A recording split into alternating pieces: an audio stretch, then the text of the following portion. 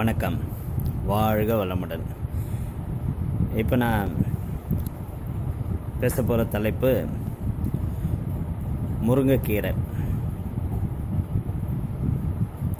இந்த முருங்கைக்கீரையை பற்றி ஒரு யூடியூப் போஸ்டிங் போடணும் என்று சொல்லும்போது இதை குறைஞ்சது ஒரு 15 நிமிஷத்துக்குள்ளே முடிக்கணுங்கிறது தான் நான் முதல்ல மனசில் கொண்டு வர ஒரு விஷயம். ஏன்னா இதை பற்றி பேச ஆரம்பித்தேன்னா நாள் ஃபுல்லாக கூட பேசுவேன். முருங்கைக்கீரையை பற்றி எனக்கு அந்த அளவுக்கு உயர்ந்த ரொம்ப உயர்வான அபிப்பிராயம் உண்டு. அதோட சக்ஸஸ், அது மூலிமா நான் ட்ரீட் பண்ண பேஷண்ட், அது மூலிமா தொடர்ச்சியாக நான் வெற்றி கொள்ளக்கூடிய விஷயங்கள்ங்கும்போது நான் முருங்கைக்கீரையோட என்ன சொல்கிறது, ரொம்ப அட்மையரான ஒரு ஆள். பொதுவாக என்னோடய பேஷண்ட்ஸ்கிட்ட நான் சொல்லும்போது, என்கிட்ட நீங்கள் வந்திருக்கிறீங்க, அடுத்து ஒரு தடவை என்கிட்ட வரலாம், அதுக்கு மேலேங்கிறது தொடர்ச்சியாக வர ஆரம்பிச்சிங்கன்னா, ஒன்று நான் உங்களுக்கு ஒழுங்கான உணவு முறையையும் வாழ்க்கை முறையும் கற்றுக் கொடுக்கல, இல்லை சரியான மருந்துகளை கொடுக்கல. நீங்கள் திரும்பி வரீங்கன்னா இன்னொரு காரணம், நான் சொன்ன எதையுமே நீங்கள் கேட்கலன்னு சொல்லி நிறைய பேஷண்ட்டை நான் டிஸ்கார்டு கூட பண்ணுவேன். முக்கியமாக அவங்களுக்கு நான் சொல்லிக் கொடுக்குற உணவு முறையில் பிரதானமான இடத்த பிடிக்கிறது முருங்கைக்கீரை. நான் அது என்ன டிசீஸாக இருந்தாலும் சரி, முருங்கைக்கீரையை வச்சு சரி பண்ணலாங்கிறது என்னோட அசைக்க முடியாத நம்பிக்கை. நீங்கள் முருங்கைக்கீரையை சாதாரணமாக எல்லாம் பார்க்குறது அதில் கொஞ்சம் இரும்பு சத்து அதிகம்பா, உடம்பு கொஞ்சம் தெம்பாக இருக்கும் அப்படின்னு சொல்கிற ஒரு விஷயமாக தான் முருங்கைக்கீரையை பற்றி பேசுகிறாங்க. முருங்கைக்கீரையை மதிக்காத சமூகமாக தான் நம்ம இருக்கிறோம். இன்னும் சொல்லப்போனால் என்னோடய ஆதங்கங்கள்லாம் ஒரு பெரிய பட்ஜெட்டை ஒதுக்கி அதில் ஊழல்லாம் பண்ணி சத்துணவில் முட்டை போடுறோம், அதுக்கு 4 எண் கோயில் வைக்கிறோம் இல்லை இருக்கிற சமூகத்தில் வாழ்ந்துட்டுருக்கிற நம்ம ஏன் சத்துணவில் ஒரு நாளைக்கு முருங்கைக்கீரை சாதம் போடக்கூடாது? ஏன் சத்துணவில் ஒரு நாளைக்கு நம்ம முருங்கைக்கீரை வடை போடக்கூடாது? ஏன் நம்ம சத்துணவில் ஒரு நாளைக்கு முருங்கைக்கீரையை தோட்டி கொடுக்கக்கூடாது? ஏன் ஒரு நாளைக்கு சத்துணவில் நம்ம முருங்கைக்கீரை சூப்பு வச்சு கொடுக்கக்கூடாது? இப்படி யாருமே யோசிக்க மாட்டேங்கிறாங்களேன்னு எனக்கு பெரிய ஆதங்கம் இருக்கும். ஏன்னா வளரும் குழந்தைங்களுக்கு முருங்கைக்கீரை கொடுத்து வளர்க்கும் போது ஒரு ஆரோக்கியமான சமூகத்தையே நம்மளால் உருவாக்க முடியுங்கிறது என்னோட அசைக்க முடியாத நம்பிக்கை. சரி, இப்போ நம்ம அதெல்லாம் விட்டுட்டு நம்ம பிரம்ம விருட்சம்னு சித்த மருத்துவத்துலேயும் சித்தர்களாலேயும் புகழப்பட்ட அந்த பிரம்ம விருட்சத்தோட இலைகளை பற்றி பார்க்க ஆரம்பிப்போம். அதுக்கு முன்னாடி நீங்கள் ஹிஞ்சோ சூப்பு சாப்பிட்ருக்கீங்களா? ஹிஞ்சோ சூப்புனா பர்மிஷ் லாங்குவேஜில், பர்மாவில் அவங்க கிட்டத்தட்ட டெய்லி யூஸ் பண்ணுற சூப்புக்கு பேர் ஹிஞ்சோ சூப்பு. ஹிஞ்சோன்னா அவங்க ஊரில் முருங்கைக்கீரை. ஓகே, அந்த மாதிரி சைஜன்ங்கிறது ஹிந்தியில் முருங்கை மரத்தோட பேர். அந்த சைஜன் பத்தான்னு சொன்னோம்னா முருங்கைக்கீரையை சொல்கிற ஒரு விஷயம். நான் நார்த் இந்தியாவில் இருக்கும்போது அங்கே உள்ள மக்களோட, அது குறிப்பாக பெண்களோட யூட்ரஸ் ப்ராப்ளம், முக்கியமாக வெள்ளைப்படுற பிரச்சனையும் ஓவர் ப்ளீடிங்கையும் அடக்கப்பட்ட மாதவிடாயையும் நான் முருங்கைக்கீரையை வச்சு சரி பண்ணியிருக்கிறேன். அதே போல் நார்த் இந்தியாவில் இருக்கும்போது ஒரு கம்யூனிட்டி பீப்புளுக்கு இந்த கிளீட்னு சொல்லி ஆண்களுக்கு விந்து யூரின் போகும்போதும் மோஷன் போகும்போதும் விந்து கசியும். அந்த மாதிரி ப்ராப்ளத்தெல்லாம் நான் முருங்கைக்கீரையை வச்சு சரி பண்ணியிருக்கிறேன். சரி, இப்போ இந்த விஷயத்தை கொஞ்சம் கோர்வையாக பார்ப்போம். முருங்கை இலையை நம்ம சமைச்சு முருங்கைக்கீரையை சமையலில் செஞ்சு சாப்பிடும்போது நம்மளுக்கு கிடைக்கக்கூடிய பெனிஃபிட்ஸ் முதல்ல பார்ப்போம். சுகர் லெவலில் நல்லா குறைக்கும். அதுவும் முக்கியமாக ப்ளட் சுகர் லெவலில் நல்லா குறைக்கும். இந்த இப்போ இருக்கிற சூழ்நிலையில் நம்ம மாடர்ன் மெடிசனில் நிறைய மருந்து சாப்பிட்றோம். கிட்டத்தட்ட சில பேரை பார்த்தா கை நிறைய மருந்து அள்ளி வாயில் போட்டு தண்ணி ஊற்றி குடிக்கிறாங்க. அந்த மாதிரியான மருந்துகள் மூலயமா நமக்கு உருவாகக்கூடிய அட்வர்ஸ் ட்ரக் ரியாக்ஷன், ஏடிஆர்ன்னு சொல்கிற அந்த மருந்துகளால் உருவாகக்கூடிய சைடு எஃபெக்ட்ங்கிறத முருங்கைக்கீரை சாப்பிட்றதுனால நிறையா குறைச்சிக்கலாம். கான்ஸ்டிபேஷன் இல்லாமையும் கான்ஸ்டிபேஷன் வராமையும் தடுக்கக்கூடிய தன்மை முருங்கைக்கீரைக்கு உண்டு. வீக்கங்களை வடிக்கக்கூடிய தன்மையும் முருங்கைக்கீரைக்கு உண்டு. முக்கியமாக கை கால்களில் வீக்கம் இருந்ததுன்னா அதை சரி பண்ணும். முடி கொட்டுறதை சரி பண்ணதில் முருங்கைக்கீரையை அடிச்சுக்கிறதுக்கு வேறு யாரும் கிடையாது. அதே போல் கிரே ஹேர்ங்கிற ப்ரீமெச்சூர் நரை இளநரையை தடுக்கிறதும் தவிர்க்கிறதுக்கும் முருங்கைக்கீரையை யூஸ் பண்ணலாம். எல்லா ஐ ரிலேட்டட், அதாவது கண் சம்மந்தப்பட்ட எல்லா பிரச்சனைகளுக்கும் முருங்கைக்கீரை ஒரு உணவு மருத்துவமாக உதவும். உடம்புல டயர்ட்னஸ்ங்கிற விஷயங்களை போக்கி பாடி ஹீட்டை நல்லா குறைச்சி ப்ளட் சர்க்குலேஷனை இம்ப்ரூவ் பண்ணி நல்ல ஒரு குட் ஹெல்த்தை கொடுக்கக்கூடிய தன்மை வந்து முருங்கைக்கீரைக்கு உண்டு. மதர் மில்க் சக்ரேஷனை இன்க்ரீஸ் பண்ணும். ப்ரெக்னன்சியில் இருக்கிற தாய்மார்களுக்கு சத்துணவாக அமைஞ்சு குழந்தையோட வளர்ச்சிக்கும் தாயோட உடல்நலத்துக்கும் முக்கியமான பங்கு வந்து முருங்கைக்கீரையை வச்சு சரி பண்ணிக்கலாம். அதே போல் பிறந்த குழந்தைங்களோட சிறு குழந்தைகளுக்கு சின்ன வயசுலேயே நம்ம முருங்கைக்கீரை கொடுக்கும்போது அவங்களோட க்ரோத் ரேட் ரொம்ப அருமையாக இருக்கும். முகப்பருங்கிறத சின்ன டிப்ஸ் மூலியமாகவே முருங்கைக்கீரை மூலியமாகவே இதை சரி பண்ணிக்கலாம். அதாவது கொஞ்சம் முருங்கை இலையோட ஜூஸு, கொஞ்சோண்டு லெமன் ஜூஸ், இது ரெண்டையும் கலந்து பிம்பிள்ஸ் உள்ள இடத்துல தடவைனா உடனே சரியாயிடும். இரத்த சோகைங்கிறதையும் எக்ஸஸ் பைல் செக்ரேஷன்ங்கிறதையும் முருங்கைக்கீரை உணவில் வரும்போது சரி பண்ணும். ஜாயின்ட் பெயின் இருந்ததுன்னா சரி பண்ணும். மவுத் அல்சரை சரி பண்ணும், அதாவது வாய்ப்புண்களை சரி பண்ணும். ஸ்டமக் அல்சர் வயிற்றுப்புண்களை சரி பண்ணும். ஜுரத்தை குறைக்கும். கண் வலி, இந்த மெட்ராஸைங்கிற பிரச்சனையை அப்போ முருங்கைக்கீரை சேர்த்துக்கிட்டோம்னா அது சீக்கிரமாக சரியாகும்.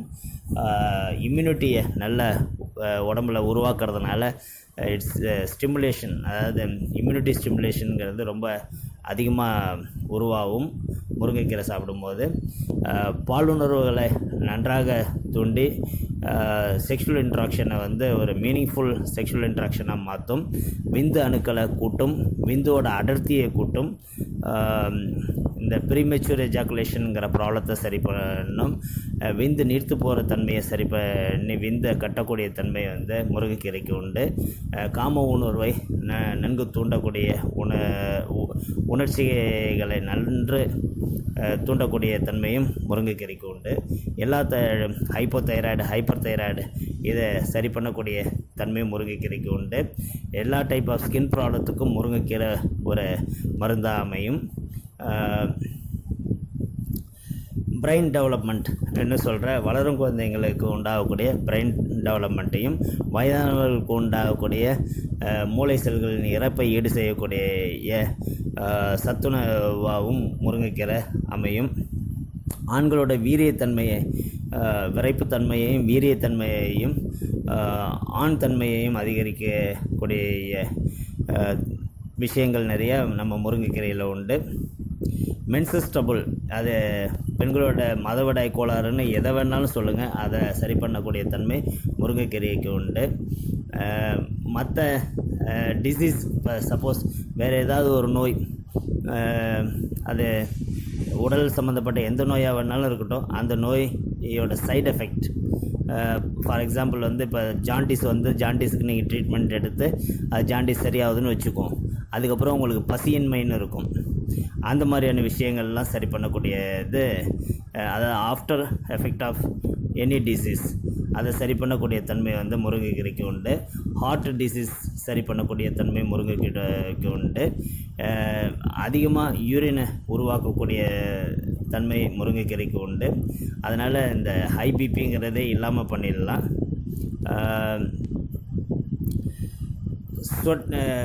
ஸ்வெட்டிங், உடம்புல வந்து அதிகமான ஸ்வெட்டிங் இருந்ததுன்னா அதை சரி பண்ணணும். வாயில் முக்கியமாக ஈறுகள் சம்மந்தப்பட்ட பிரச்சனை, ஈரில் வந்து இரத்த கசிவு இருந்ததுன்னா அதை சரி பண்ணணும். டேண்ட்ரஃப், பொடுகு இருந்ததுன்னா அதை சரி பண்ணணும். வாட்ஸ் என்று சொல்கிற பாலுண்ணி வந்து நம்ம உடம்புலேயே ஸ்கின்லேயே இருந்ததுன்னா அதை சரி பண்ணணும். ஸ்கின் இன்ஃபெக்ஷன், எந்த கண்டிஷனில் ஸ்கின் இன்ஃபெக்ஷன் இருந்தாலும் அதை சரி பண்ணணும். முருங்கை இலை வந்து அவ்வளோ மகத்துவம் உள்ள ஒரு விஷயம். இது இல்லாமல் முருங்கை பூவும் முருங்கை பிஞ்சும் முருங்கைக்காயும் நம்மளுக்கு உடம்புக்கு சத்து கொடுக்கக்கூடிய பொருள்களாகவே இருக்குது. முருங்கை மரத்தில் உள்ள எல்லாமே நம்மளுக்கு உதவும் தான். ஆனால் அதில் நம்ம இலையை மட்டும் பெரும்பகுதி உபயோகப்படுத்துறது சேஃபர் சைடு. ஒரு மருத்துவரோட துணை இல்லாமல் நம்மளே உணவு மருத்துவமாக எடுத்துக்கிறது, இலையை மட்டும் எடுத்துக்கிறது நல்ல விஷயம்.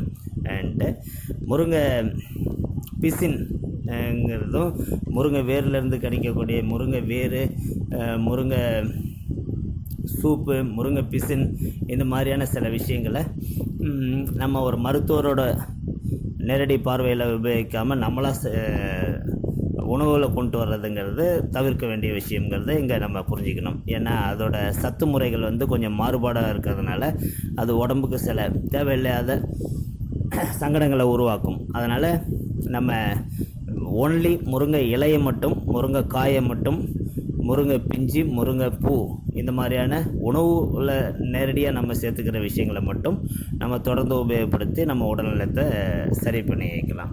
இப்போ இன்னும் இந்த முருங்கைக்கீரையை பற்றி சொல்லிக்கிட்டே போகலாம்.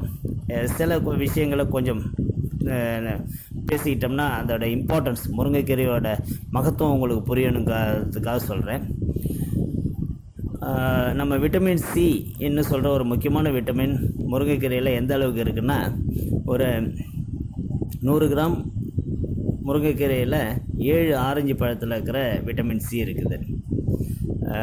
ஒரு பாலில் இருக்கிற கால்சியம் சத்து என்ன பார்த்தோம்னா, 4 லிட்டர் பாலில் இருக்கிற கால்சியம் சத்து முருங்கைக்கீரையில் இருக்குது 100 கிராமில். அதே போல் கேரட்டில் இருக்கிற விட்டமின் ஏ என்ன பார்த்தோம்னா, 4 கேரட்டில் இருக்கிற விட்டமின் ஏ ஒரு கைப்பிடி அளவு முருங்கைக்கீரையில் இருக்குது. பொட்டாசியம்னு பார்த்தோம்னா 3 வாழைப்பழத்தில் இருக்கிற பொட்டாசியம் ஒரு கைப்பிடி அளவு உள்ள முருங்கைக்கீரையில் இருக்குது. அதே போல் புரோட்டீன் என்ன பார்த்தோம்னா,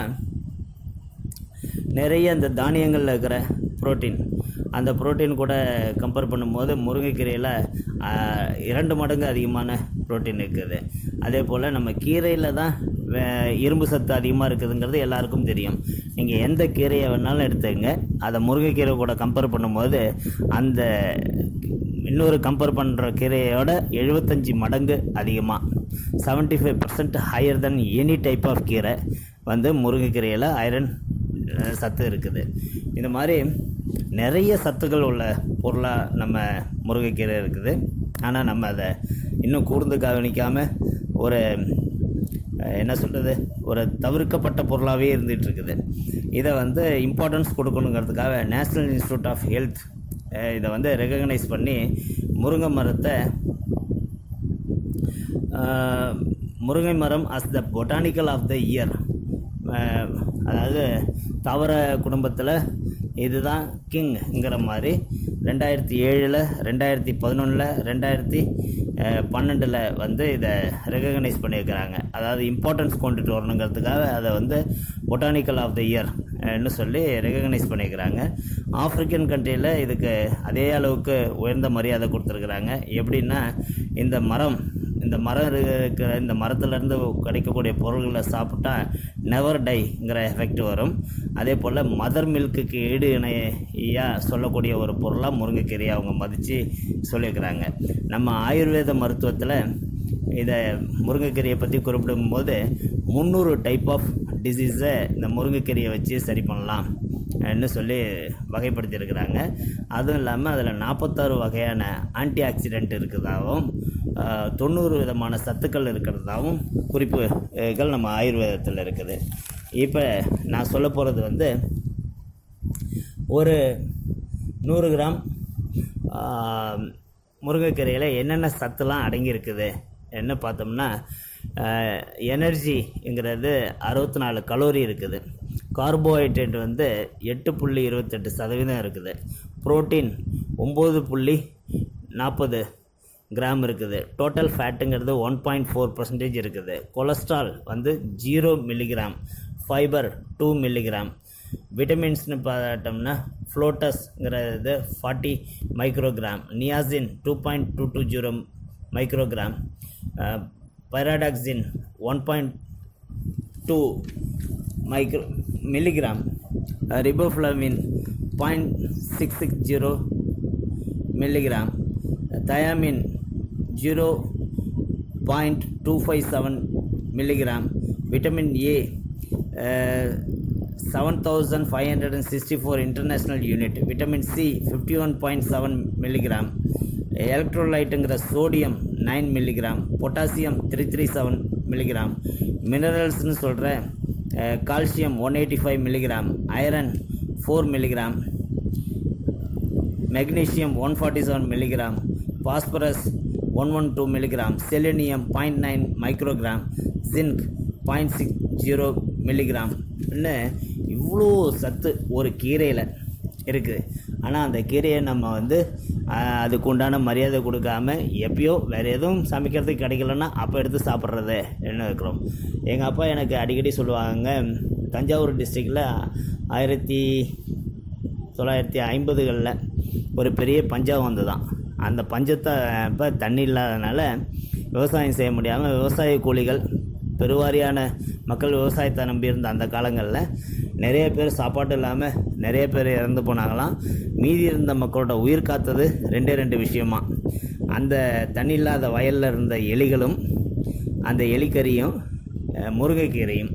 முருங்கைக்கீரையை வதக்கி எலிக்கறியை தொட்டுக்கிட்டு சாப்பிட்டாங்களாம். அது மூலிமா நிறைய பேர் உயிர் போயிச்சாங்க. முருங்கைக்கீரை மட்டும் இல்லைன்னா அப்போ நிறைய பேர் இறந்து போயிருப்பாங்கன்னு அடிக்கடி சொல்லுவாங்க. அந்த அளவுக்கு பஞ்சத்தில் கூட நம்ம உயிர் காத்ததுங்கிறதும், இப்போ மருந்தே அடிக்காத ஒரு கீரை நம்ம மார்க்கெட்டில் உண்டுன்னா அது முருங்கைக்கீரை மட்டும்தாங்கிறதையும் நம்ம மனசில் வச்சுக்கிட்டு, முருங்கைக்கீரையால் முடியாதது வேறு எந்த கீரையாலையும் முடியாது, எந்த காய்கறியாலையும் முடியாதுங்கிறது என்னோடய அசைக்க முடியாத ஒரு நம்பிக்கை. இந்த முருங்கைக்கீரையை உங்களோட வாழ்க்கையில் ஒரு அங்கமாக மாற்றிக்கிட்டு உங்களோட உணவில் ஒரு இம்பார்ட்டன்ஸ் அதுக்கு கொடுக்க ஆரம்பிச்சிங்கன்னா கண்டிப்பாக அது எந்த வியாதியும் இருந்தாலும் அது கட்டுக்குள்ளே வரும். எந்த வியாதியும் வராமல் தடுக்கக்கூடிய தன்மையும் முருங்கைக்கீரைக்கு உண்டு. முருங்கைக்கீரையை நான் என்கிட்ட வர பேஷண்ட்டுக்கு, ஃபஸ்ட் டைம் வர பேஷண்ட்டுக்கு 15 நாளுக்கு பத்தியம் மாதிரி சொல்லுவேன். 15 நாள் கண்டினியூஸாக முருங்கைக்கீரை சாப்பிட்ணுங்கிற கண்டிஷன் தான் நான் முதல்ல போகிற கண்டிஷனாக இருக்கும்.